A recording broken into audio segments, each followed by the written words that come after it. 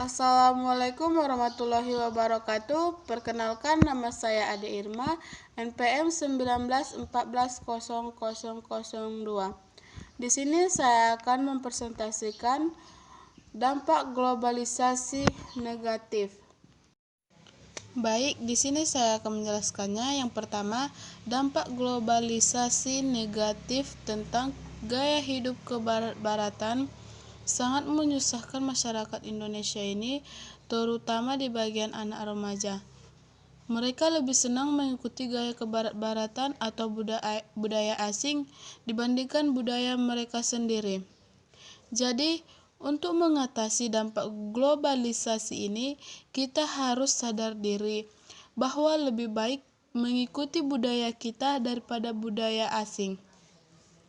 Kita harus lebih berpikir kritis terhadap budaya kebarat-baratan ini di era globalisasi. Dampak globalisasi ini sangat merusak masa depan anak bangsa Indonesia. Budaya asing ini terkadang tidak sesuai dengan norma yang berlaku di Indonesia. Untuk mengatasi era globalisasi kebarat-baratan ini, kita harus menanamkan kecintaan kepada negeri kita, meningkatkan keimanan dan ketakwaan, mempersiapkan diri untuk lebih baik, menanamkan dan mengamalkan nilai Pancasila, dan menjaga nasionalisme Indonesia ini. Baik, yang kedua tentang dampak negatif perekonomian. Perekonomian di zaman ini mulai menurun.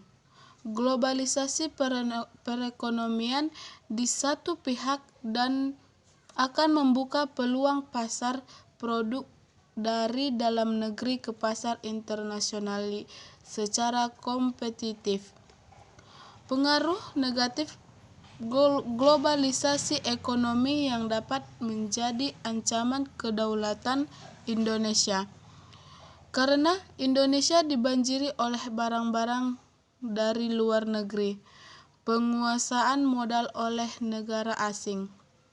Jadi, untuk mengatasi perekonomian di zaman ini, kita tidak harus menerima barang dari luar negeri dan tidak dimodali oleh negara asing.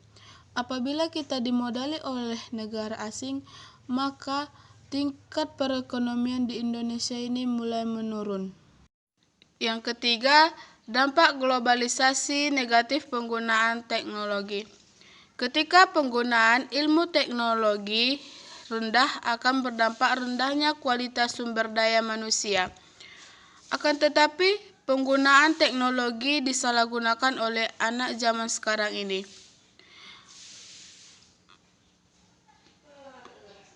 Anak zaman sekarang ini menggunakan teknologi hingga menyimpang dan menurunnya akhlak mereka. Untuk mengatasi, kita harus menggunakan teknologi dengan baik dan menggunakan untuk belajar yang berbau positif agar akhlak ataupun moral kita tidak menurun. Baik, cukup sekian hasil presentasi saya. Saya ucapkan Assalamualaikum warahmatullahi wabarakatuh.